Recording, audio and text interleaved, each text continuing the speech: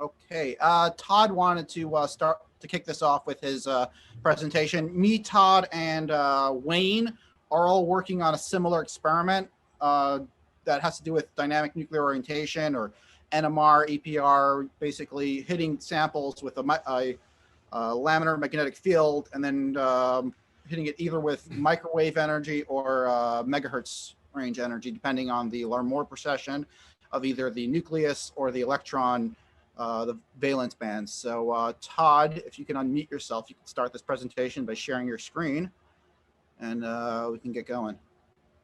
I'm going to mute myself now.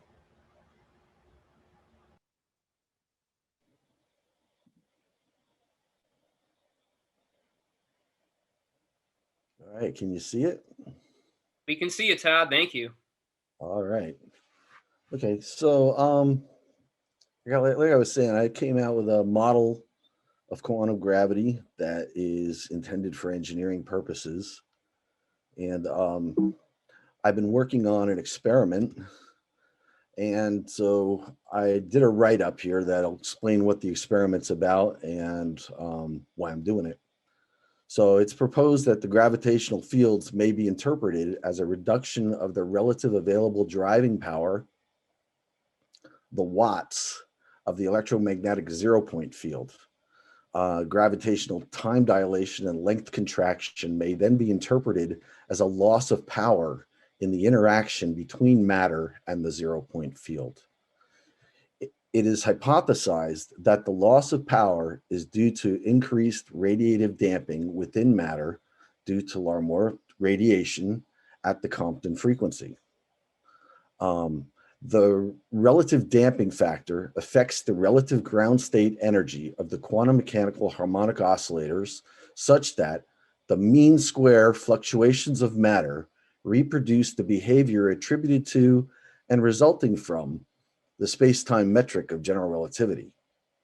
From this principle, the phenomenon observed by a distant observer that are attributed to gravity may be reproduced using a variable relative damping factor acting on the harmonic oscillators of matter.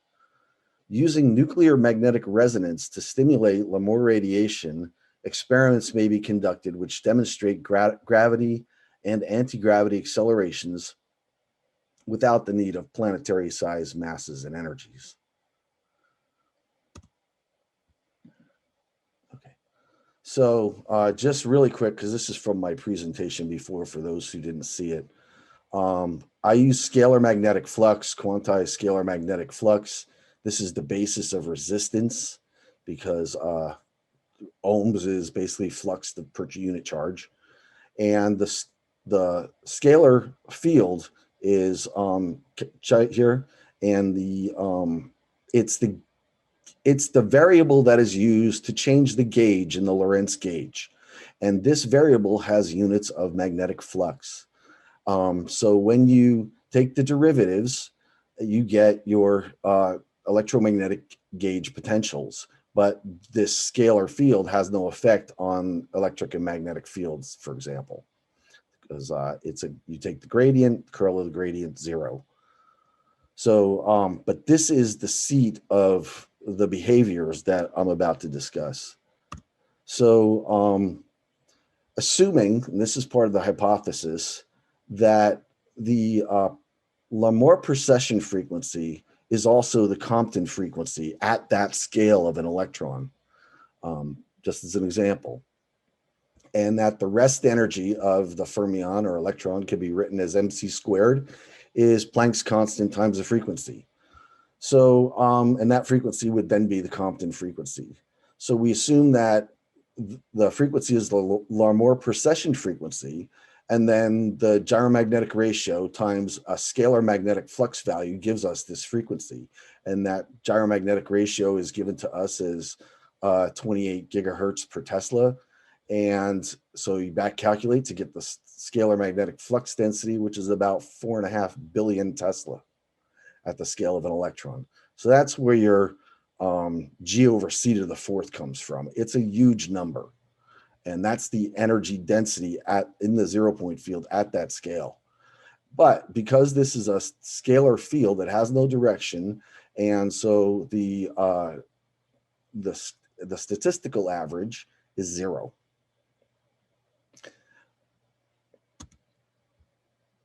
Okay, so when you have Larmor precession, you have a radiated power, and the fluctuation, the square, mean square fluctuation in radiated power is this equation.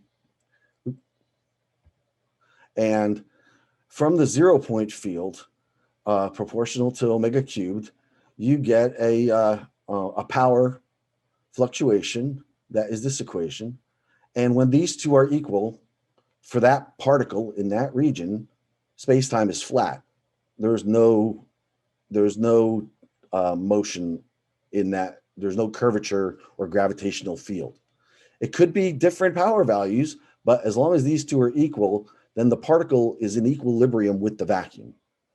And now you introduce a damping factor from the Earth, for example, and it's a very small damping factor, but with this damping factor, the power, with the square root of this basically, is losing power. The particle is losing power at a rate of 8.76 times 10 to the minus 29 watts per second from its Compton frequency. And that leads to time dilation and length contraction. The proton would be slightly slower, faster.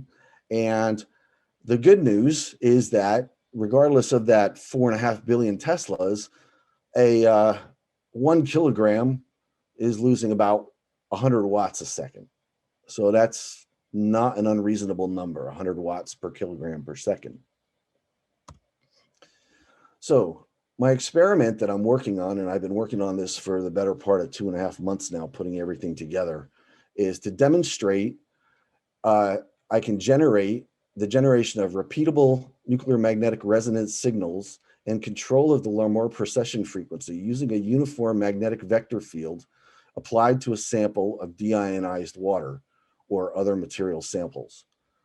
Measure how acceleration due to periodic oscillation of the sample, like bounce the sample on a spring or a rubber band, how that affects the acceleration affects the change in the Larmor precession frequency. Then apply an oscillating magnetic vector field that replicates the changing Larmor frequency previously measured in an attempt to exert forces on the sample at the same oscillation frequency.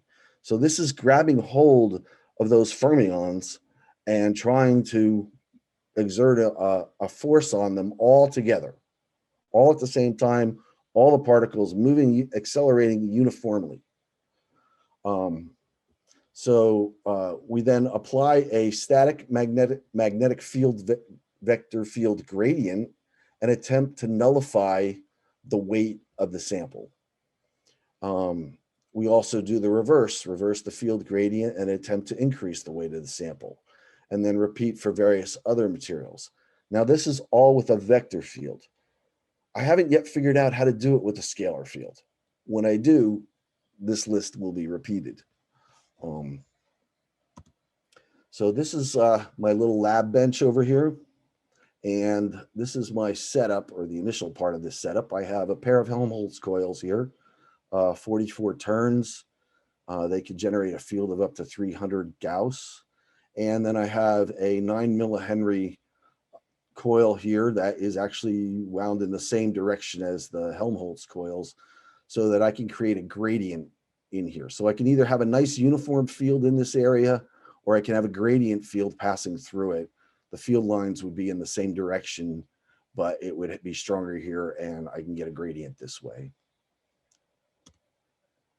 So this is a close-up of the coil. Again, it's a, I ordered these in pairs of 2 of them, and they packaged them very poorly, and they knocked together all the way here until the tie wraps broke and the wires came loose, and I had to have them send me another pair, and they did the exact same thing again.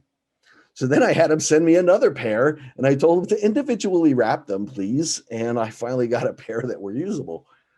I found out that in my neighborhood, I have a lot of stray magnetic fields. It varies quite a bit.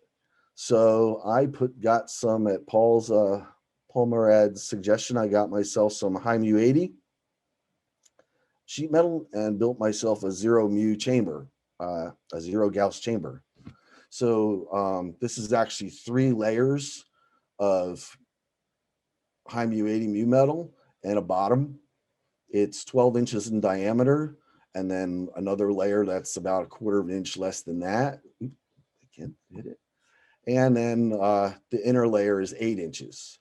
And so there's a bottom, and these are the results. Where I had 51.3 microtesla previously, now I have 1.7. So it worked quite well. I have a little bit of extra field. Most of it is in the Z component, probably because there's no top on it.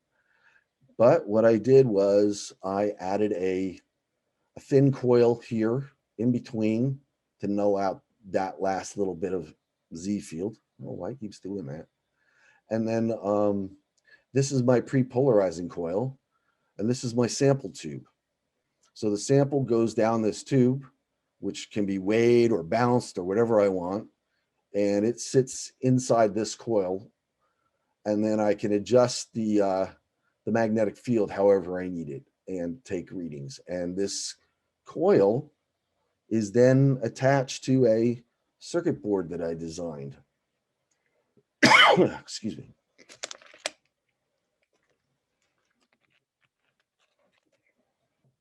The schematic is basically a timer with a 4th order bandpass filter, and that coil feeds into a capacitor, making it like an AM radio tuned circuit.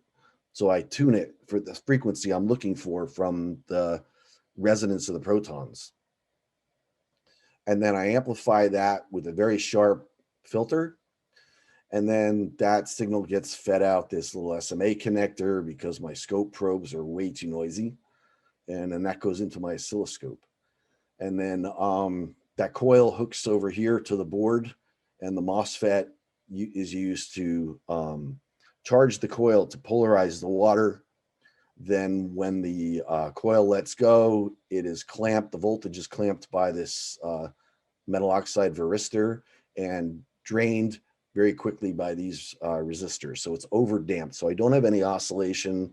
I don't let the voltage reverse or the current reverse, because all I want to do is align the protons along the coil and then let them relax back to the Helmholtz coil field.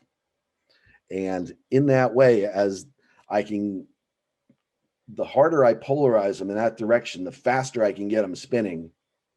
And then as they relax back down, we'll watch that with the scope and can measure the relaxation time and the frequency. And then varying the magnetic field, I can control the frequency. That's the goal. This is where I'm at right now. So I designed this board. The boards came. I built one using 555 timers, and it would work for one frequency, but I want to try multiple materials and multiple frequencies. So I restuffed the board, and I put 4 capacitors in little sockets so I can change them out and change the value and tune it to different frequencies. And and then I did a Arduino, which now controls it, and I can control the timing and change it to however I want. So I can have a program that works at 2.5 kilohertz for water, and I can have a program that works at a megahertz for other materials. And so I should be able to do NMR and electron parametric resonance with this setup, because I can vary both the frequencies, the tuning, and the magnetic fields. And so I made a little magnetic probe here with some Hall effect sensors, which I can drop down in there to test the field and see what strength it is. And with the Arduino, I can actually log that data. But I need the oscilloscope to actually see the signal, because the Arduino is way too slow. And so that's it. That's where I'm at right now. My goal is to, keep working at this. I need to get an accelerometer, and I need to get all this put together and tested and start recording some signals. seriously, I just finished writing the program today, and it took a couple of days, and stuffing the board took a couple of days, and I had to work too. So it's coming along pretty good, and hopefully soon we'll have some data to share.